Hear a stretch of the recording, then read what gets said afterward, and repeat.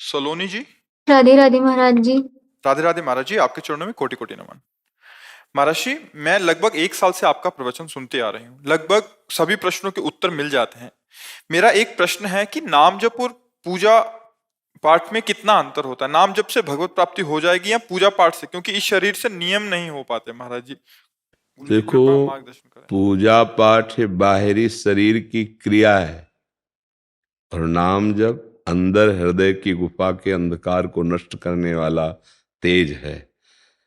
अगर हम नाम जप नहीं कर रहे, सुमिरन नहीं कर रहे, तो पूजा पाठ करने के बाद भी विश्राम भोगों में ही मिलेगा। कोई भी हो, इसे लिख लो, अपने दिमाग में बैठा लो।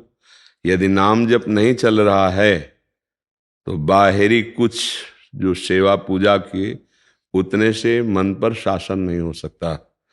बाहरी वो सात्विक भाव की पूजा हो गई कुछ क्षण बाद, लेकिन मन विश्राम भोगों में ही मानेगा।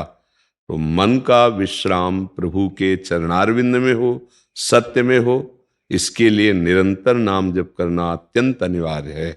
नहीं तो भोगेश्वर प्रसक्ता नाम तयापहृत चेतसाम व्यवसायत्मिका बुद्धि समाधो न विधीयते। जिसकी बुद्धि में ये बैठा हुआ है कि संसार के भोगों के भोगने में सुख है, संग्रह में सुख है, उसकी परमात्मा प्राप्ति में रुचि ही नहीं होती। फिर कैसे? बाहरी एक केवल थोड़ी सेवा कर ली, थोड़ा एक, फिर इसके बाद उसकी मन स्थिति उसी संसार में होगी। वो सेवा करते भी संसार का चिंतन करेगा, तो वो सेवा नहीं मानी जाती है। सेवा तब मानी जाती है जब सेव्य में आसक्ति हो जाए। जो सेव्य हमारे प्रभु हैं उनमें आसक्ति होकर भाव में डूबा हुआ, फिर वो सेवा माने। तो आसक्ति कहाँ से होती है? ये भजन से होती है। इसलिए नाम जप अत्यंत अनिवार्य है। ये नहीं चलेगा कि हम बाहर थोड़ा आरती पूजा कर दी तो हमारा उससे परम कल्याण हो जाएगा। नहीं, चिंतन। आप गीता उठा के देखो, शास्त्र उठा के देखो, वहां आदेश है। भगवान कह रहे हैं अनन्य चेता सततम यो माम स्मरति नित्यशः तस्याहम सुलभा पार्थ। मैं उसके लिए सुलभ हूं। किसके लिए? जो मेरा सतत नित्य स्मरण करता है, निरंतर स्मरण करता है। साधना स्मरण युक्त होकर, अब आपको किसानी है या राजकीय विभाग का कार्य या आप व्यापार करते हैं, जो भी करते हो सब पूजा हो जाएगी। मामुनिस्मर युद्ध च, मेरा स्मरण करते हुए अपने कर्तव्य को करो।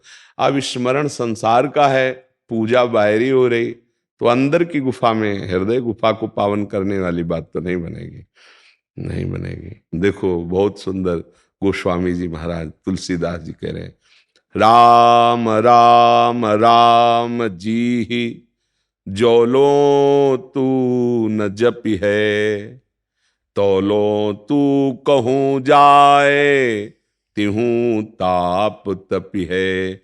सुरसरि तीर, सुरसर माने गंगा जी, सुरसरि तीर बिन नीर दुख पाई है, सुर तर तरे तो ही दारिद सताई है। बहुत सुंदर बात। जब तक तुम जिह्वा से राम राम राम राम, राधा राधा राधा राधा राधा, ये धीरे धीरे कंठ में उतरेगा, कंठ से हृदय में उतरेगा, महामंगल कर देगा। अगर ये नहीं है ना भजन, तो छूटिबे के जतन विशेष बांधे जाएगो, हुए है विष भोजन जो सुधा सान खाएगो। राम राम राम जी जोलो तू न जपि है, तौलो तू कहूँ जाए तिहूँ ताप तपि है। बहुत शास्त्र सम्मत शोधी हुई बात है कि ये कलिकाल मलायतन मन कर देख विचार, श्री रघुनाथ नाम बिन नाही नान आधार। अंदर का चिंतन बदले सो साधना।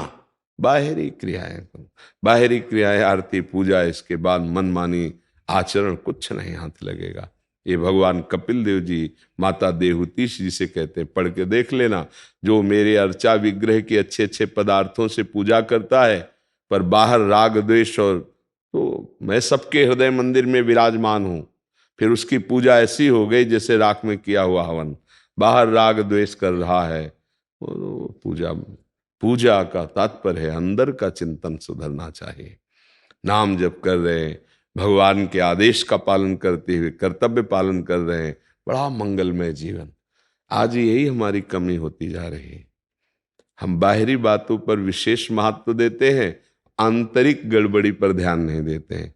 यहाँ की गड़बड़ी सुधर जाए तो बाहर महापुरुषों को देखा गया है, वो अपने कर्म में लगे हुए हैं, उस कर्म को इतना महामहिमाशाली कि आश्चर्य हुआ। बड़े बड़े योगियों को आश्चर्यचकित कर दिया कठोता के पानी ने।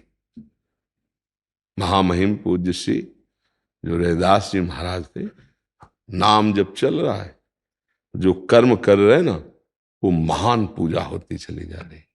नाम जप का बहुत बड़ा चमत्कार देखा गया।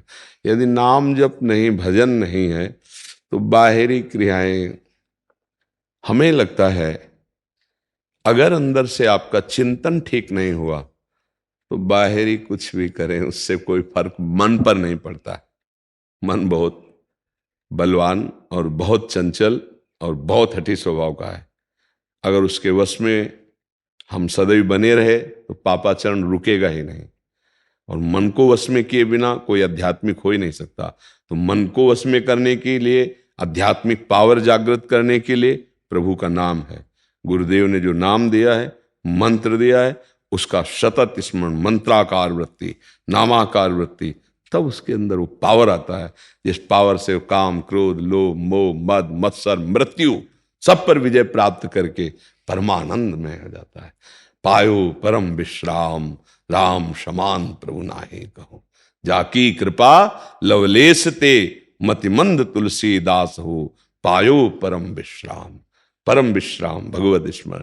सेवा बहुत सुंदर है, पर साथ में नाम जप, नाम जप करते हुए, पद गुनगुनाते हुए हम ठाकुर सेवा करें।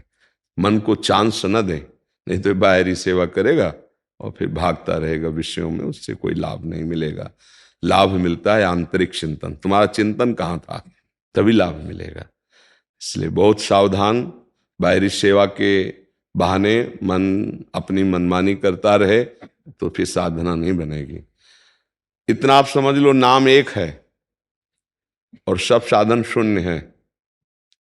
एक लगा के शून्य रखो तो 10 गुना एक जीरो का पावर बढ़ता चला जाएगा, और एक हटा के शून्य रखो तो शून्य शून्य ही रहेगा।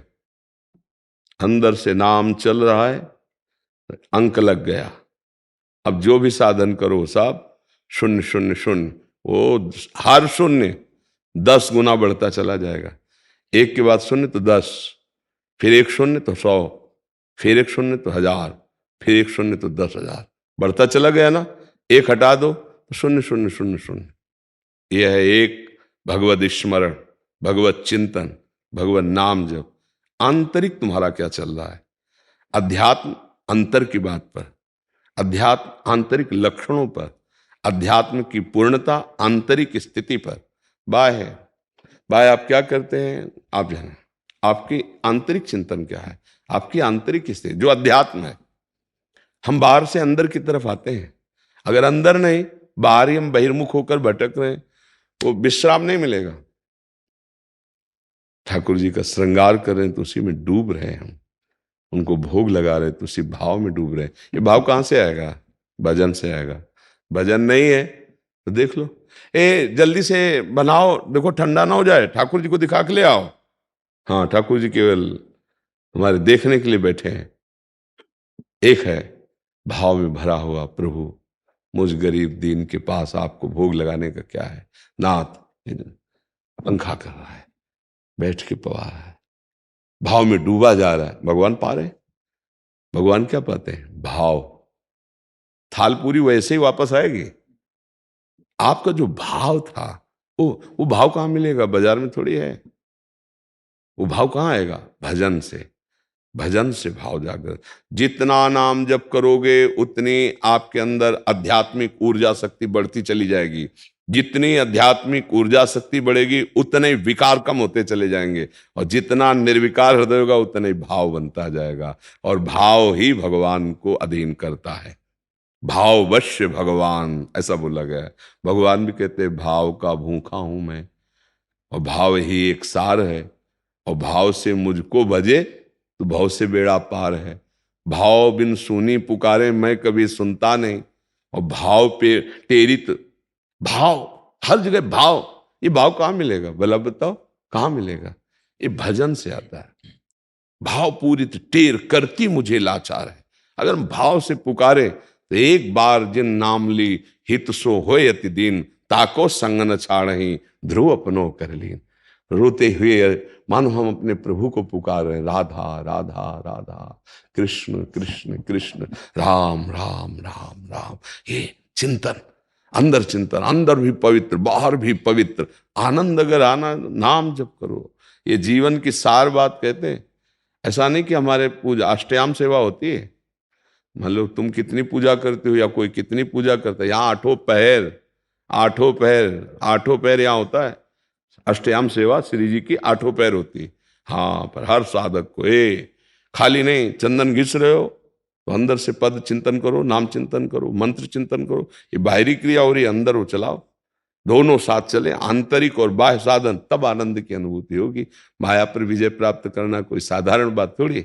नाम जप करो, असाधारण विचार आपके अंदर आने लगेंगे, तब माया पर विजय प्राप्त होती है, तब जीवन मुक्त होता है जीव। जी।